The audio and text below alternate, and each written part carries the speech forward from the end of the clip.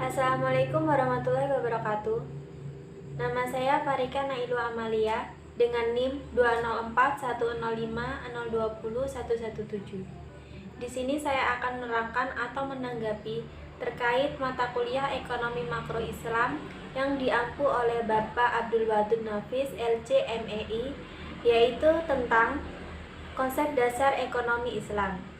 Definisi ilmu ekonomi. Ilmu ekonomi adalah sebuah cabang yang membahas dan mempelajari tentang perilaku manusia dalam memenuhi kebutuhannya dan memuaskannya.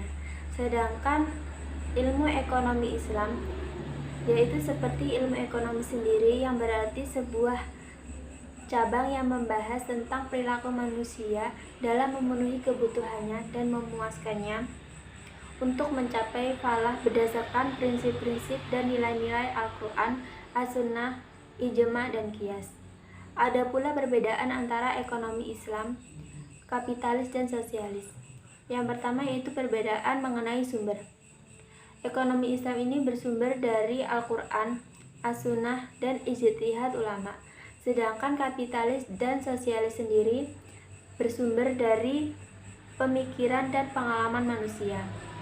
Dan yang kedua yaitu tentang kompetisi. Ilmu ekonomi ini kompetisi dikontrol syariat Islam, jadi tidak boleh keluar dari syariat Islam. Dan yang kapitalis, kompetisi usaha bebas dan melahirkan monopoli. Sosialis sendiri tidak terjadi mekanisme pasar dan tidak ada persaingan. Dan yang ketiga yaitu pengakuan. Ilmu ekonomi pengakuan kepemilikan individu dan umum secara nisbi, sedangkan kapitalis pengakuan kepemilikan individu secara bebas. Sosial sendiri tidak mengakui kepemilikan individu semua alat produksi milik umum. Dan yang keempat, kesejahteraan. Ilmu ekonomi Islam, kesejahteraan bersifat jasmani, rohani, dan akal. Sedangkan kapitalis dan sosialis sendiri kesejahteraan bersifat jasmani belaka. Dan yang kelima yaitu mekanisme. Ekonomi Islam mekanisme pasar bekerja menurut maslahah, sedangkan kapitalis mekanisme pasar dibiarkan berjalan sendiri. Sosialis sendiri yaitu perekonomian dijalankan lewat perencanaan pusat oleh pemerintah. Yang selanjutnya yaitu sumber hukum ekonomi Islam. Sumber hukum ekonomi Islam ini dibagi menjadi 4. Yang pertama yaitu Al-Quran, dan yang kedua Al-Sunnah, yang ketiga Al-Ijma, dan yang keempat atau yang terakhir yaitu Al-Qiyas. Yang selanjutnya yaitu dasar-dasar ekonomi Islam. Di sini dasar-dasar ekonomi Islam ada 6. Yang pertama yaitu tauhid, yang berarti keesaan Allah. Jadi di sini kita harus mempercayai keesaan Allah. Yang kedua yaitu asidik dan amanah, yang berarti jujur dan tanggung jawab. Dan yang ketiga mengakui hak milik individu dan umum. Dan yang keempat al-adalah, yang berarti keadilan.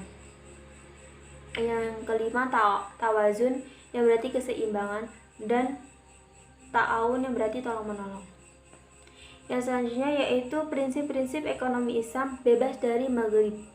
Maksudnya bebas dari maghrib ini ada 3, yaitu bebas dari maisir, gharar, dan riba. Apa itu maisir? Maisir ini seperti riba. Riba sendiri itu yaitu permainan mendapat uang, yaitu barang yang pemenangnya yaitu mendapatkan uang, atau bisa juga disebut seperti adu nasib. Ada pula gharar, yaitu tipu menipu. Dan yang terakhir yaitu riba. Riba itu memberikan bunga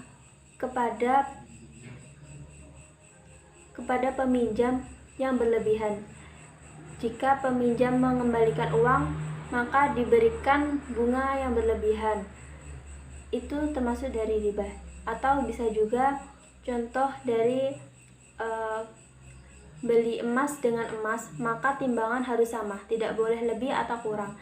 Ada pula membeli buah-buahan atau sebagainya, itu tidak boleh, timbangan tidak boleh lebih atau kurang, harus sama. Mungkin itu saja yang bisa saya sampaikan, kurang lebihnya saya mohon maaf. Wassalamualaikum warahmatullahi wabarakatuh.